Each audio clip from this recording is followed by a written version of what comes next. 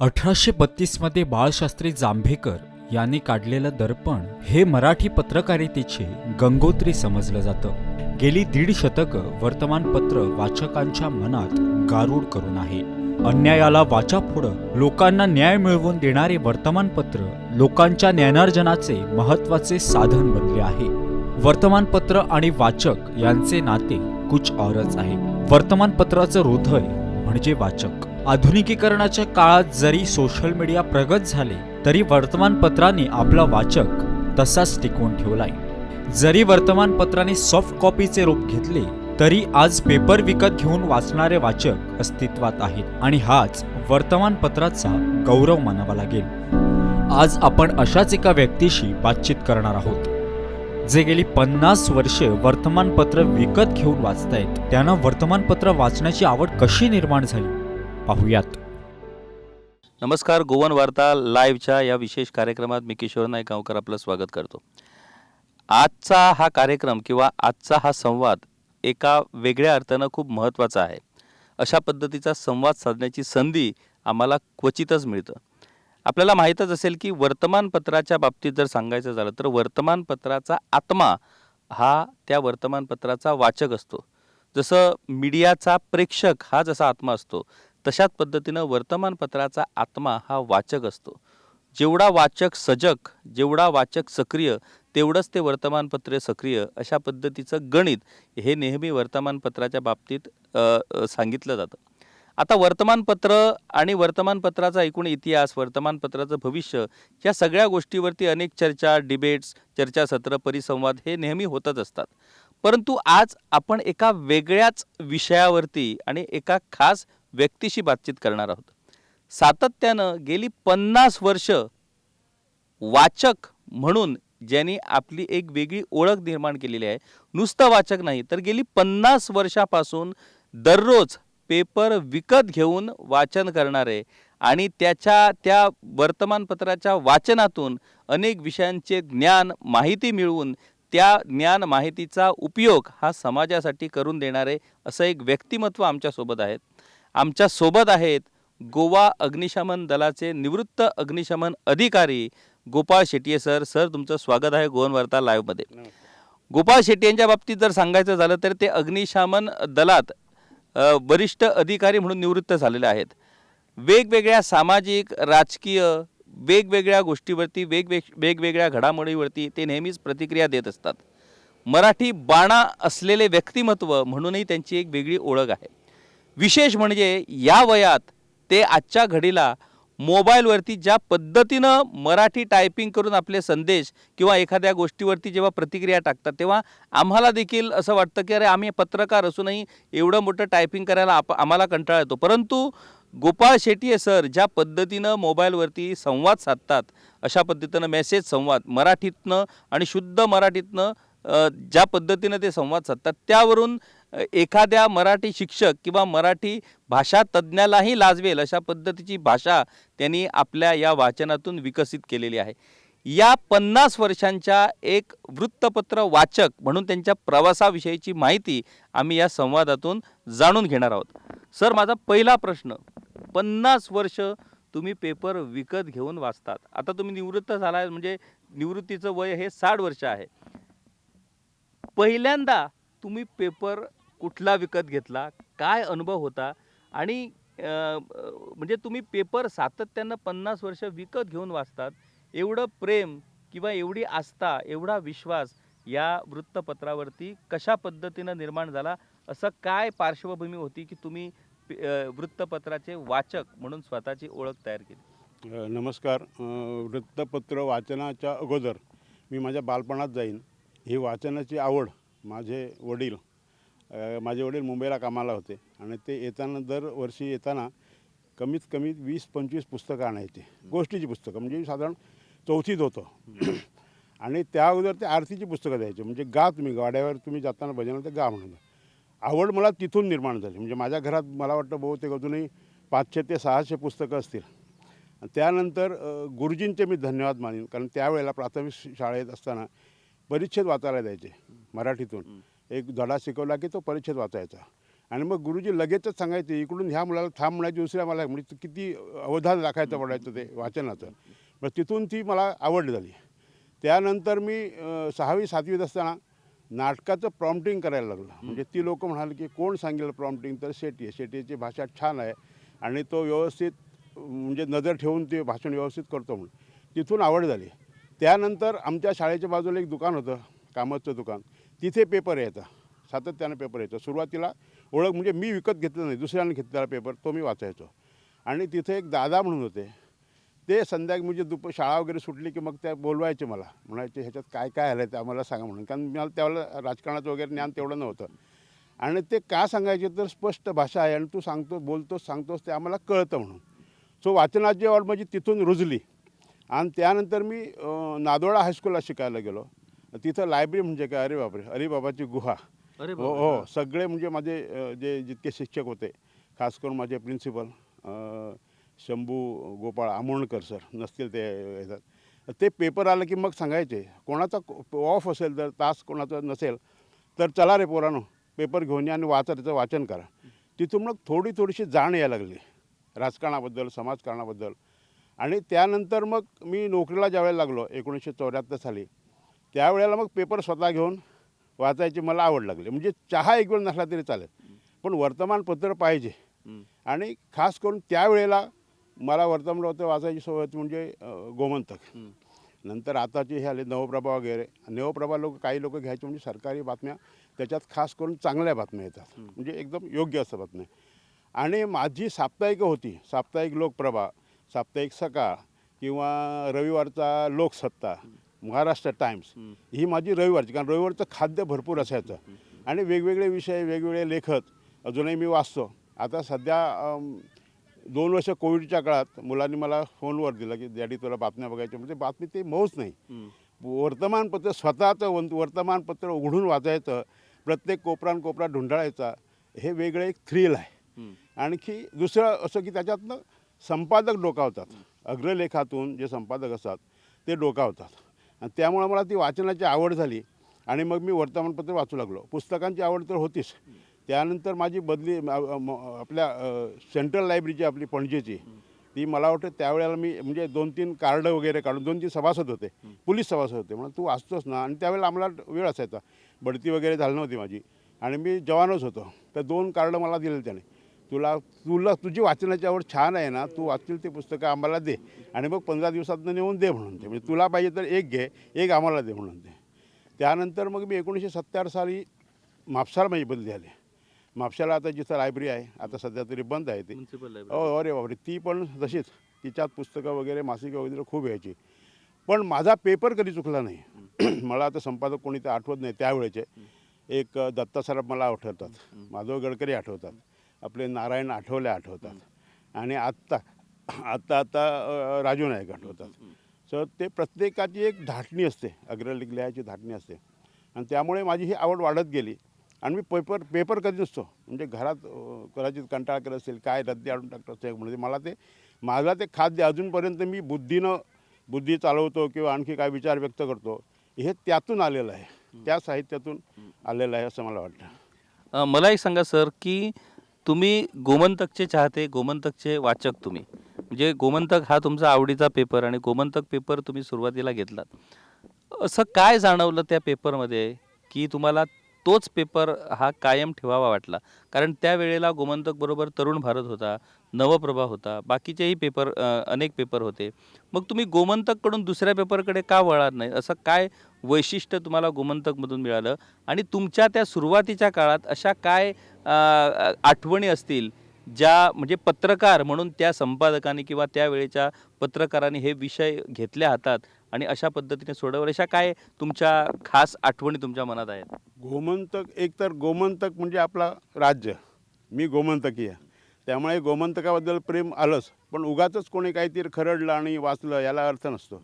तर त्यावेळेचे सुद्धा संपादक, म्हणजे खास करून आम्ही का घ्यायचो, विधानसभेत जे पूर्वीची जी लोकं होती, बाबू नाईक वगैरे, हे पूर्वीच्या काळात जुन्या विधानसभेतले, ह्यांची जी खडाजंगी तिथं चालायची ती आम्हाला बघायला मिळायची नाही.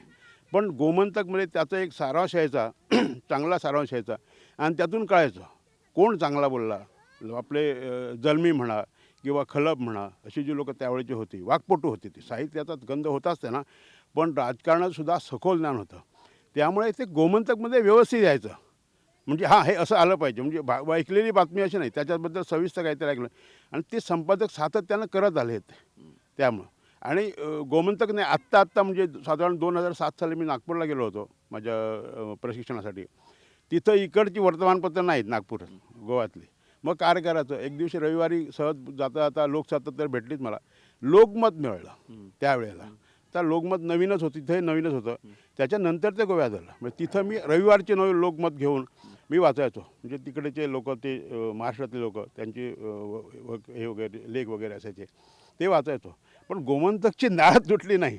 त्याचं एकमेव कारण म्हणजे हे. आणि दुसरं असं, आता म्हणतात ना कुणीतरी, की मालक असतो, संपादकावर वचक ठेवून असतो आणि मालकाला पाहिजे ते संपादक बोलतो, अशी एक धारणा आहे. तर गोमंतकचा हे तसं नव्हतं. हे म्हणजे आम्हाला कळायचं ते, की हे जे गोमंतकनी संपादकांना दिलेला जो या मुक्त हस्त दिलेला आहे, त्याचा वापर करून ते लिहायचे.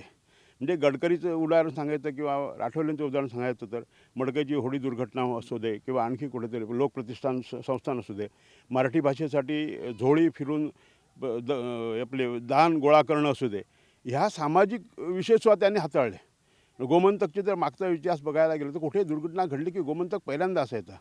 त्यामुळे गोमंतकीय आणि गोमंतक वात्रप्रत अशी ही त्रिवेणी संगम झाला, म्हणून मी गोमंतकच्या प्रेमात पडलो.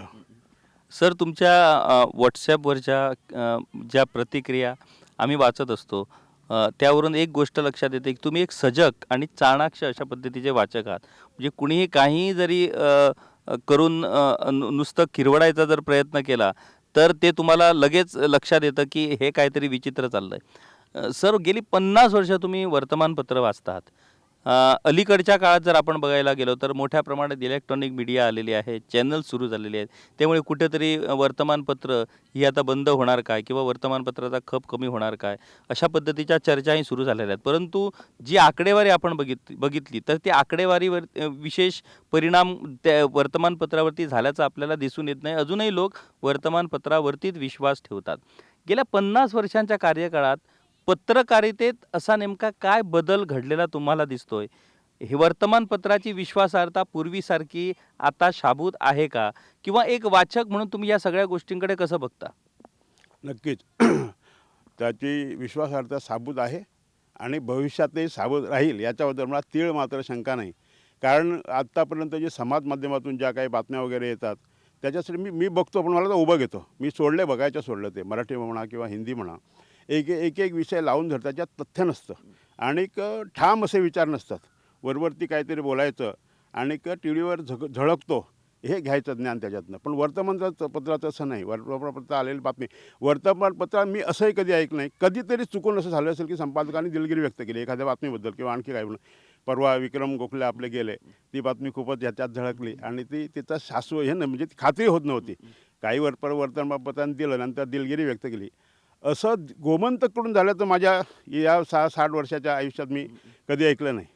त्यामुळे ती विश्वासार्हता गोमंतकने शाबूत ठेवलेली आहे. बाकीच्या वर्तमानपत्राला हातभार लावितच आहेत. पण मी सजग वाचक म्हणून एवढंच सांगू सांगेन की मराठी वर्तमानपत्र यांना कुठेही भ्यायची गरज नाही. ती तशी चालू राहतील. फक्त नवे लोक जे येत आहेत त्यांचंही मी स्वागत करतो. नवे आता मुलं लिहितात, तरुण मुलं लिहितात, खूप बरं वाटतं. खूप भाषा वगैरे छान असते. आपला हा कधीतरी लिहितोच ना, ज्ञानेश्वर वर्ग वगैरे. खूप लोक वाळपईवरून समृद्धी केरकर वगैरे आहे, संपदाची आपली राजन केरकरची मुलगी आहे. दुसरी गौरी आहे, याची आपली संपदा कुलकर्णीची मुलगी, ती गौरीची मुलगी मला माहीत नाही, तीसुद्धा छान लिहिते. तर ही लोक म्हणजे वरिष्ठ लिहित गेले, त्याच्यामागून ही पिढी जाते, हे माझ्यासाठी आनंदाचं आहे. कारण नवीन आमच्यात जे संस्कार झाले ते संस्कार आम्ही पुढे रुजवले, त्याच्यातनं आता पुढे ही पिढी पुढे जाते. हा खूपच आनंदाचा क्षण आहे माझ्यासाठी एक वर्तमानपत्राचा वाचक म्हणून. सर, पूर्वी आपण बघायचो, म्हणजे आम्ही आमच्या वडिलांकडून ऐकायचो की त्यावेळेला संपादक जेव्हा अग्रलेख लिहायचे, त्या अग्रलेखावरून सरकार हादरायचं किंवा सिस्टम हादरायची, अधिकारी कापायचे. म्हणजे एवढा दरारा हा वर्तमानपत्राचा त्यावेळेला आपल्या प्रशासनावरती किंवा सरकारवरती राहायचा. त्याच्यानंतर आपण बघितलं की कुठल्याही बाबतीत कुठला अधिकारी किंवा कुठला पोलीस अधिकारी कुठेही कामचुकारपणा करत असेल तर त्या संबंधीची बातमी आली की लगेच त्याची दखल घेतली जायची. अलीकडच्या काळात तुम्ही बघतात, कारण तुम्ही सक्रियपणे वाचक तर आहात, आमचे अनेक वेळेला संवादही होतात, भाषणही होतं. वेगवेगळे विषय आम्ही पत्रकार वेगवेगळ्या पद्धतीनं हाताळत असतो. त्याच्यात अनेक विषय जे असतात, इन्व्हेस्टिगेटिव्ह जर्नलिझम ज्याला म्हणतात, शोध पत्रकारिता, त्याचा अभ्यास करून व्यवस्थित त्याचे डॉक्युमेंट्स मिळवून ते विषय आम्ही मांडत असतो. पण एक गोष्ट आता लक्षात आली आहे, जाणवते की तुम्ही काहीही जरी लिहिलं तरी आमच्यावरती त्याचा काहीच परिणाम होणार नाही, अशी एक मानसिकता प्रशासनात आणि सरकारात दृढ होताना दिसते. म्हणजे पुराव्यासकट, कागदोपत्री पुराव्यासकट जेव्हा तुम्ही एखाद्या गोष्टीचा भांडाफोड करता, त्या गोष्टीचा काहीच परिणाम प्रशासनावरती किंवा सरकारवरती झालेला आपल्याला पाहायला मिळत नाही. पूर्वी माहिती आणि प्रसिद्धी खातं जे होतं ते प्रत्येक बातमीचं एक कात्रण काढून त्या संबंधित खात्यांना ते पाठवलं जायचं आणि त्या संबंधित खाती त्या बातमीच्या संदर्भातलं स्पष्टीकरण द्यायचं आणि मग तो खुलासा केला जात होता. आता त्या संबंधीची जी पद्धत होती तीही बंद झालेली आहे. म्हणजे एक अशी वृत्ती, एक अशी मानसिकता आज प्रशासनात आणि सरकारात बळावत चालली आहे की तुम्ही पत्रकार काहीही जरी आणलं, तुम्ही कुठली जरी हेडलाईन आणली तरी त्याचा काही एक परिणाम होणार नाही आणि लोकांवरती त्याचा परिणाम होणार नाही, हे आता दिसूनच येत आहे. कारण लोकांवरती जर परिणाम झाला तरच मग तो ऑटोमॅटिक परिणाम राजकीय नेत्यावरती होतो. आज लोकांनाच त्याचं काही पडून गेलेलं नाही. हा जो बदल आहे त्या बदलाकडे तुम्ही कसं काय बघता? हा बदल अशासाठी झाला की राजकारण्यांनी आपली विश्वासार्हता गमावली, हा असं मी सांगू शकेन. कारण माझा 60 वर्षाचा हा अनुभव असा आहे. अनंत नरसिंह नाईक जे होते विरोधी पक्षनेते, ते तू म्हणतोस त्याप्रमाणे पेपरात आलेली 2 ओळीची बातमीसुद्धा येऊन विधानसभेत खडाजंगी करायचे. तो मला अनुभव आठवतो.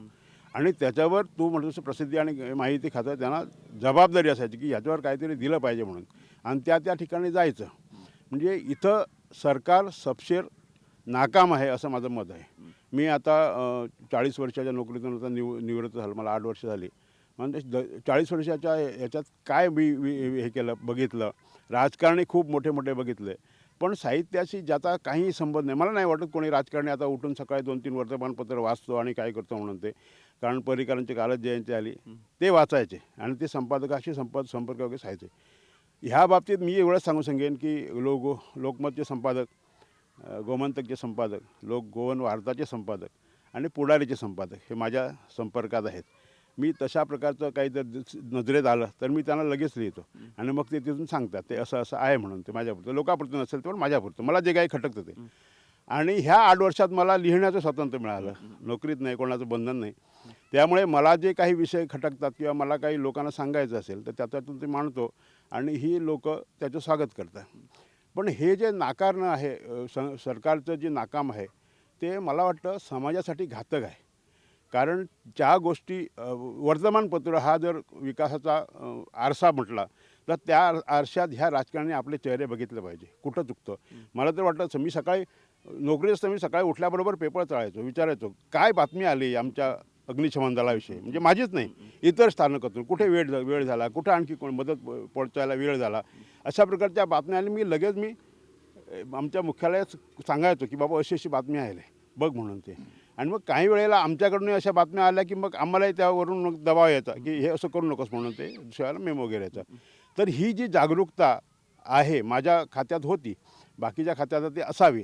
त्याच्यामुळं हे नाकर्तेपण जे आहे सरकारचं, ते मला वाटतं समाजासाठी खूपच घातक आहे. ते तसं राहू नये. आतापासून जरी सरकारनं त्याच्यात विचार केला की बाबा काय आलं त्याच्या ज्याचं माप त्याच्या बदलात टाकलं की त्याच्याकडून घ्या ना तुम्ही लिहून. जो कोणी सरकार खाते प्रमुख असेल, आणखी कोणी असेल, त्याचाही विचार करतील त्यामुळे ही परिस्थिती खरंच सरकारसाठी माझ्या मते घातक आहे, असं असू नये. एक वाचक याचं योगदान जे वर्तमानपत्रासाठी असतं ते खूप महत्त्वाचं असतं. कारण ज्या वर्तमानपत्राला जास्त वाचक त्याच वर्तमानपत्राला जास्त जाहिराती, असं एक गणित असतं. आपण वर्तमानपत्र हे 2 रुपये, 3 रुपये, 5 रुपये, 8 रुपये अशा पद्धतीनं विकत घेत असतो. परंतु प्रत्येक वर्तमानपत्राचं प्रोडक्शन कॉस्ट जे असतं ते जवळजवळ 15 ते 20 रुपये असतं आणि आपण मात्र ते वर्तमानपत्र वाचकांना 5 रुपये आणि 8 रुपयात देत असतो. वरचा जो फरक असतो, जे गॅप असतं, ते गॅप जाहिरातीमधून भरून काढलं जातं. त्यामुळे अनेक वाचक हे तुमच्या पेपरमध्ये जाहिरातीत दिसतात, वाचण्यासाठी काहीच नसतं अशी तक्रार करतात. परंतु या संवादाच्या माध्यमानं हा एक संदेश मला पोचवायचा आहे की त्या जाहिराती याच त्या वर्तमानपत्राच्या उत्पन्नाचं साधन असतं आणि त्या उत्पन्नावरती, त्या जाहिरातीच्या उत्पन्नावरती जो सगळा जो वर्तमानपत्राचा जो एक फॉर्म असतो तो फॉर्म चालतो. मग त्याचं भाडं, प्रोडक्शन कॉस्ट, कर्मचाऱ्यांचे पगार या सगळ्या गोष्टी त्या जाहिरातीमधनं या मिळवल्या जातात आणि त्यामुळे जाहिरातींना हरकत असणं ही गोष्ट ही त्यामुळे आम्ही कारण त्याचं पत्रकार जर जाहिरातीसंबंधी कोणी तक्रार केली तर त्याचं कारण आता प्रत्येक पानावरती तर जाहिरात दिसली म्हणजे त्या पानावरती जाहिरात दिसली म्हणजे तेवढं जास्त उत्पन्न हे त्या पेपरसाठी मिळतं. पण एक गोष्ट आपल्याला लक्षात घ्यायला पाहिजे की जाहिरातदार हे पैसे देऊन आपल्या जाहिराती देत असतात, परंतु वाचक हा तुम्ही कितीही जरी पैसे दिले किंवा कितीही जरी हे केलं तरी वाचक मिळत नाही. वाचक हा त्या वर्तमानपत्राचा विचार, त्या वर्तमानपत्राचं धोरण, त्या वर्तमानपत्राची विश्वासार्हता यावरती वाचक हा ठरक असतो. आणि आत्ताच्या काळात स्वतः पेपर विकत घेऊन वाचणं ते सुद्धा शेटिये सरांसारखं गेली 50 वर्षे पेपर विकत घेऊन वाचणारे वाचक हे आता अभावानेच आपल्याला मिळणार आहेत. परंतु काही का असेना जर या लोकशाहीचा चौथा स्तंभ जर आपल्याला वाटत असेल की हा स्तंभ टिकणं गरजेचं आहे, लोकशाहीसाठी हा स्तंभ गरजेचा आहे, तर प्रत्येकानं शेटिये सरांप्रमाणेच ते वर्तमानपत्र विकत घेऊन वाचावं.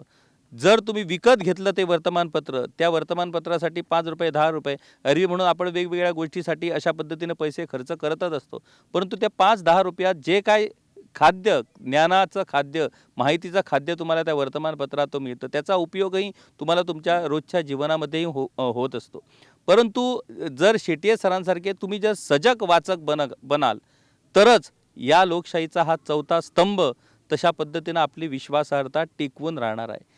ज्या वर्तमानपत्राचा वाचक ढळला ते वर्तमानपत्र कोसळलं आणि ज्या वर्तमानपत्राचा वाचक अढळ राहिला ते वर्तमानपत्र टिकून राहिलं. जर या लोकशाहीचा चौथा स्तंभ अढळ राहायला पाहिजे असं जर तुम्हाला वाटत असेल तर तुमच्या आवडीचा, मग तो कुठलाही पेपर असो, तुमच्या आवडीचा पेपर विकत घेऊन वाचा. तुम्ही ते विकत घेणार याचाच अर्थ तुम्ही लोकशाहीचा या चौथा स्तंभ टिकवण्यासाठी योगदान देत राहणार. आजच्या या महासंवादातून एक वेगळा विषय आम्ही घेतला. गोपाळ शेटिये सर गेली 50 वर्ष वर्तमानपत्र विकत घेऊन वाचतात आणि एक वाचक म्हणून ज्या पद्धतीनं त्यांना त्याचा फायदा झालेला आहे त्यांच्या वैयक्तिक जीवनात, त्यांच्या प्रोफेशनल जीवनात, कौटुंबिक जीवनात, सामाजिक विषय समजून घेणं, राजकीय विषय समजून घेणं या सगळ्या गोष्टी त्यांना या वाचनामुळे प्राप्त झालेल्या आहेत. अशाच पद्धतीनं वाचनाची रुची जोपर्यंत ही नवी पिढी निर्माण करणार नाही तोपर्यंत ही नवी पिढी ज्ञानाने सक्षम बनणार नाही. ज्या वेळेला ही नवी पिढी ज्ञानाने सक्षम बनणार तेव्हाच समाज सक्षम बनणार. त्यामुळे वाचनाचा संदेश तर शेटिये सरांकडून आपल्याला मिळालाच आहे, परंतु वर्तमानपत्राच्या दृष्टीनं एक वाचक म्हणून त्यांनी जे योगदान दिलेलं आहे ते त्यांचं योगदान खूप महत्त्वाचं आहे. आणि पत्रकार म्हणून मी त्यांच्या या सुवर्ण महोत्सवी प्रवासाला सलाम करतो आणि आजचा हा संवाद आटोपता घेतो. अशाच पद्धतीनं वेगवेगळ्या विषयावरती आम्ही तुमच्याशी संवाद साधत राहू. व्हिडिओ जर्नलिस्ट ज्ञानेश्वर वरकसह मी किशोर नाईक गावकर, गोवन वार्ता लाईव्ह.